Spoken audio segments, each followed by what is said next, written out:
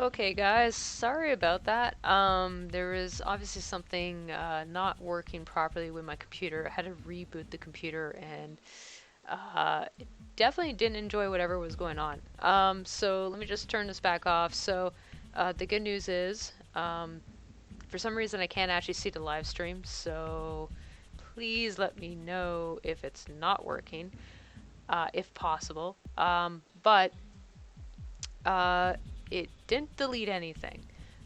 Just give me a moment because I'm actually going to double check because it's unusual that it's not showing me what's going on. So I'm just going to double check the stream here.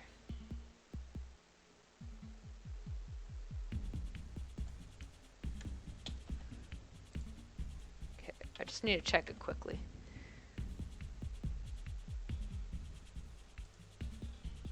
Okay, yeah, so it does seem to be live. That's perfect.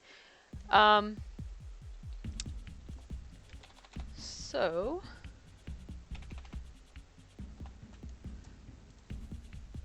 let's get back to work. Um, so I was adding the outline for this part here. So in case you guys want to know, right now I don't have a backdrop on this portion, and I need to create that so that when I fill in the colors, I can actually see them properly. So the way I tend to do that is essentially add a blank fill layer that has just a basic white to it, and then I color it in afterwards. It just makes the whole process a lot easier to work with.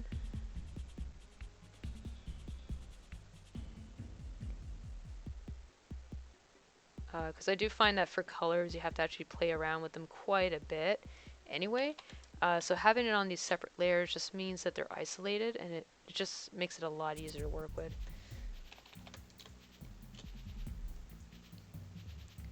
So I do try to isolate most objects in general when I'm painting them, for this simple reason. Okay, so now in Affinity Designer, the ordering matters a lot more than in Photoshop in most cases, because essentially you can keep nesting things within each other. So if you move it, because Photoshop tends to add it to the end, where Affinity Designer tends to add it actually to the front when you slip it into a layer.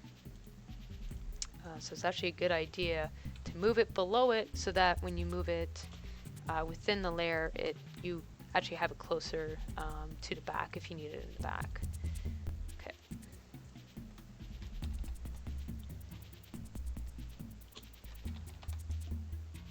So this part is generally not too time consuming because I'm not worrying about new structural elements, perspective. I'm literally just outlining everything so I can actually add basic colors. And I do technically have a basic color palette already designed for this.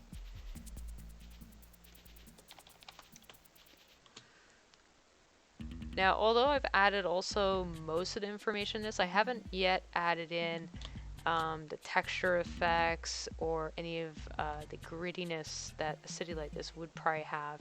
Even if it was super clean, it would still have some elements of weather to it. So none of that has been added in yet. Still a pretty pristine city, so I will have to go in afterwards and add that in.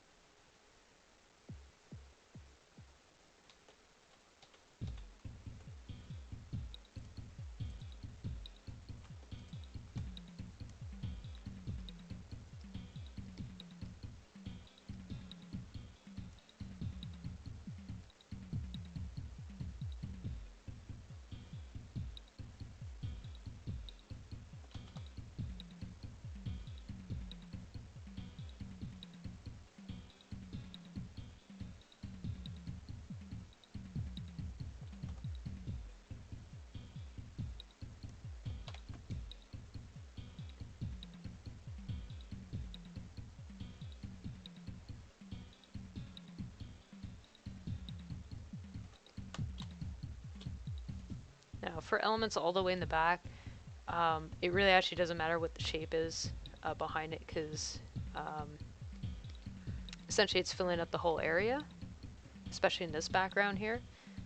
So you won't even see any of the areas that I'm going past in this case. So you have a bit more liberty in how you can just work on this, so you can just go a little bit faster, which is nice.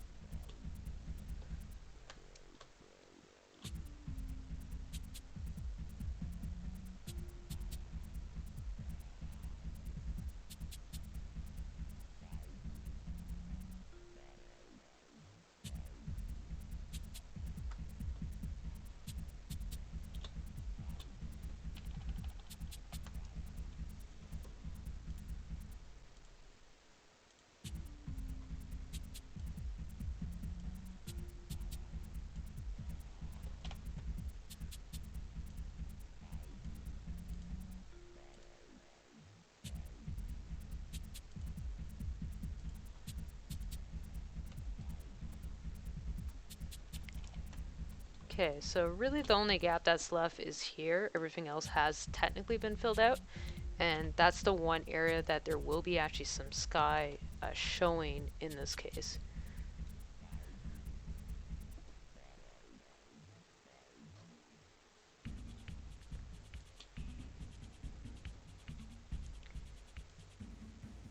Okay.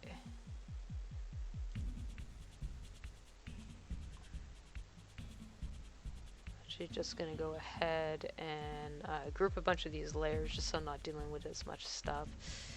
And I am renaming things as I go just because it does make it a lot easier to find after. So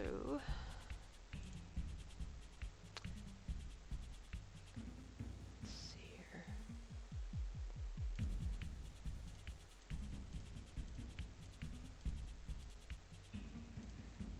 Okay.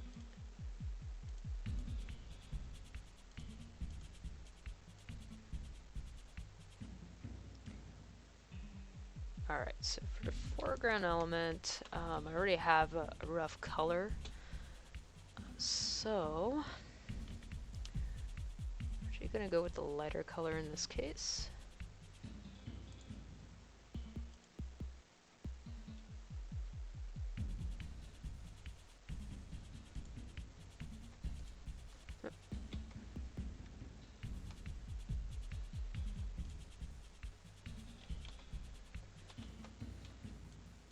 Okay.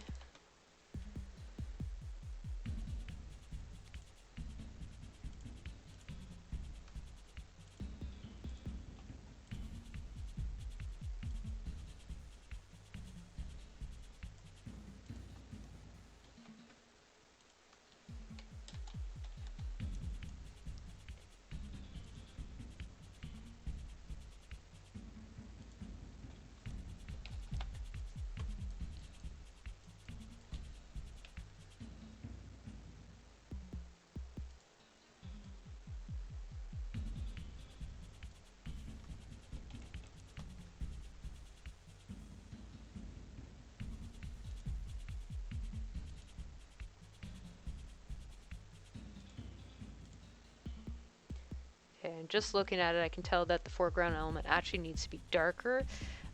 So, just gonna darken that element a bit.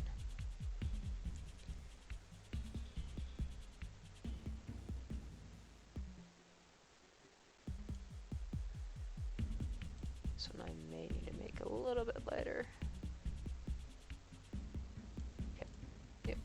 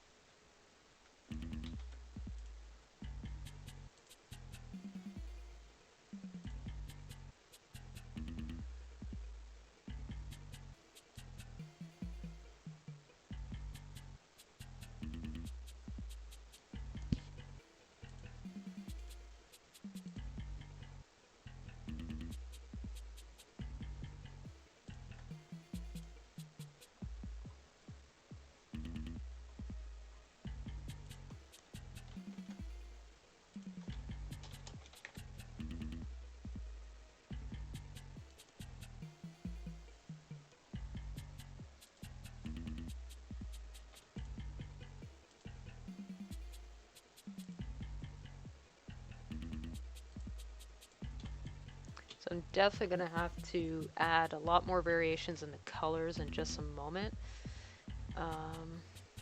because they are a little bit too similar. But that's actually pretty easy to do because I do have the triangular color wheel on the top. So that makes it a lot easier to do stuff like that.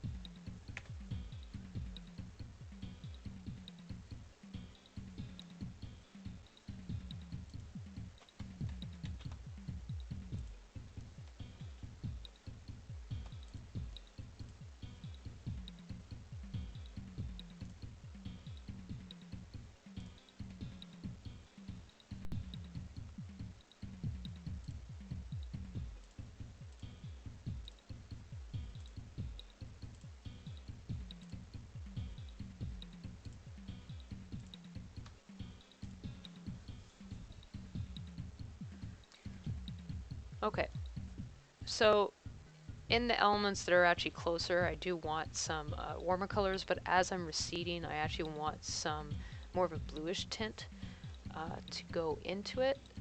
So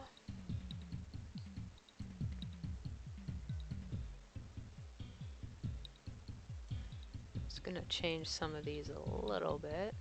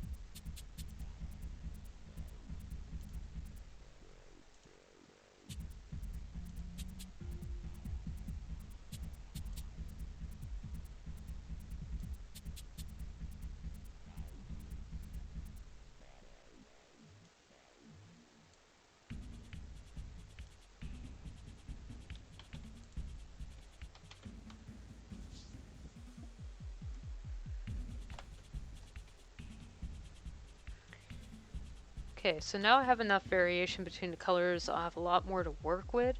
Um, yep. So it should be actually a lot easier to actually start adding some of the details in there, some of the textures. All that information should be a lot easier now that I have actually blocked in quite a good deal of it. I'm actually going to darken this a little bit more. It actually needs to be quite dark. Foreground elements are normally actually quite dark, especially when they come this close to the camera. Yeah, so once I add some atmospheric effects and I start plotting in some of the details, it should actually go a lot quicker as well. So I hope you guys enjoyed this live stream, and I hope to see you guys soon. So thank you and take care.